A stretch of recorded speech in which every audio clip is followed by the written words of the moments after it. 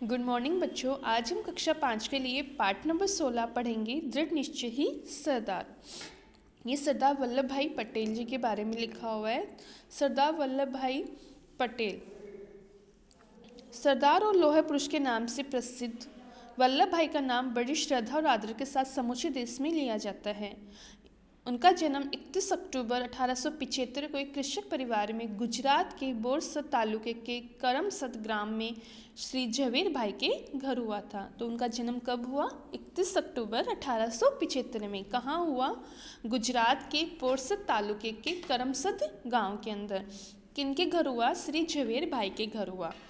उनके पिता जो झवेर भाई थे वे स्वतंत्रता संग्राम के एक वीर सैनिक थे। स्वाभिमान, देशभक्ति इनके अपने पिता को विरासत में मिली थी। 1913 में इन्होंने बैरिस्टर की परीक्षा यानी वकालत की परीक्षा पास की थी। 1920 में वे असहयोग आंदोलन में कूद पड़े। फिर देश की राजनीति पर लौह पुरुष बनकर छाए। तो लौह पुरुष के नाम से कौन जाना जाता है? सरदार वल्लभ भाई पटेल। 15 दिसंबर 1950 को वे महाप्रयाण हो गए, मतलब उनकी मृत्यु हो गई। तो उनकी मृत्यु कब हुई? 15 दिसंबर 1950 के बारे में। तो आज हम यहाँ पर सरदार वल्लभ भाई पटेल के बारे में एक प्रसंग है उसके बारे में जानेंगे। बच्चों इसमें से क्वेश्चंस आपके बनते हैं कि लौह पुरुष के नाम से कौन प्रसिद्ध है? तो सरदार वल्लभ भाई पटेल। वल्लभ भाई पटेल का जन्म कब और कहाँ हुआ? तो वल्लभ भाई पटेल का जन्म 31 अक्टूबर 1875 में हुआ। कहाँ पर हुआ? तो गुजरात के बोरसद तालुके के करमसद ग्राम में हुआ।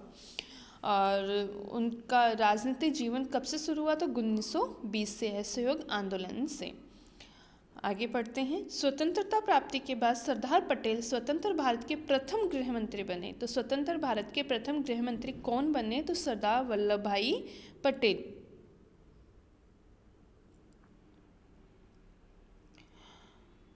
उन्होंने सर्वप्रथम देशी रियासतों को भारत में मिलाया और भारत को सबल बनाया। यह सबल यानी बलशाली बनाया। उन्हें सारी जो देशी रियासतें थी उनको कहाँ पर मिलाया? भारत में मिलाया। और देश को क्या बनाया? सबल बनाया।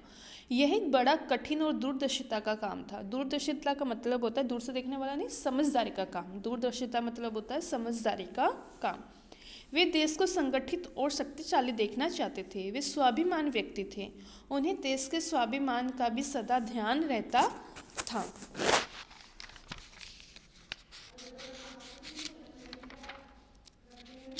उनको सरदार वल्लभ भाई पटेल देश को संगठित और शक्तिशाली देखना चाहते थे।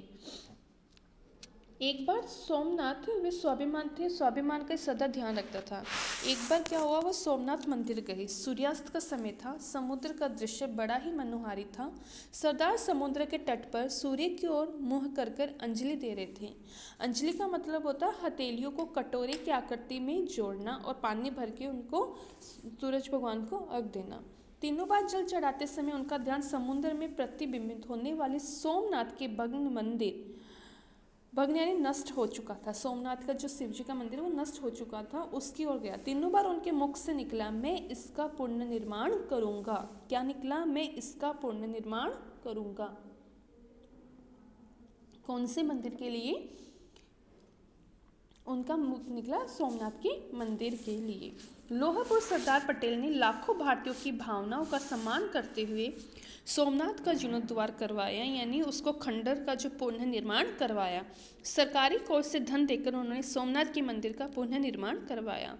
उनके सक्रिय सहयोग से भारत का नाम बिंदु सोमनाथ का प्रसिद्ध मंदिर जो है आज गौरव से मस्तक उठाए स्वाभिमान की कहानी सुना रहा है। दुर्भाग्यवश मंदिर पूर्ण होते समय सरदार पटेल दिवंगत हो गए। तब तत्कालीन राष्ट्रपति डॉक्टर राजेंद्र प्रसाद जी ने सोमनाथ के मंदिर का उद्घाटन किया। तो सोमनाथ के मंदिर का उद्घाटन किसने किया? डॉक्टर राजेंद्र प्रसाद जी ने। ये सच है कि आत्मसम्मान एवं राष्ट्रीय स्वाभिमान के लिए मर मिटना ही दिव्य जीवन है। सरदार पटेल ने बड़ी समझदारी और दूरदर्शिता का परिचय देते हुए सोमनाथ मंदिर का पुनर्निर्माण कराया था। सरदार ने हमें एक मार्ग दिखाया। हम राष्ट्रीय स्वाभिमान को किस प्रकार सुरक्षित रख सकते हैं। हमें उनके पद चिन्हों पर, पद चिन्ह का मतलब होता है उनके चलाए हुए मार्ग पे हमें चलना चाहिए, उनका अनुकरण करना चाहिए, उनकी नकल करनी चाहिए। हमें पचिनों पे चलकर उनका अनुकरण करते हुए इस दिशा में सचेष्ट रहकर निरंतर कार्य करते रहना चाहिए। यही उनके प्रति सच्ची श्रद्धांजलि कही जा सकती है। अब पुण्य निर्माण किसने करवाया था? सरदार वल्लभ भाई पटेल ने। उद्घाटन किसने किया? डॉक्टर राजेंद्र प्रसाद जी ने। सरदार वल्लभ भाई पटेल ने कौन से मंदिर का पुण्य निर्माण करवाया? तो सोमनाथ मंदिर का पुण्य निर्माण करवाया। सरदार पटेल ने हमें कौन सा मार्ग दिखाया है? तो सरदार पटेल जी ने हमें स्वाभिमान का मार्ग दिखाया है। ठीक है बच्चों, ये आपको चैप्टर पुनः पढ़ना है। इसके प्रश्न उत्तर आपको अपनी कॉपी में ही करना है।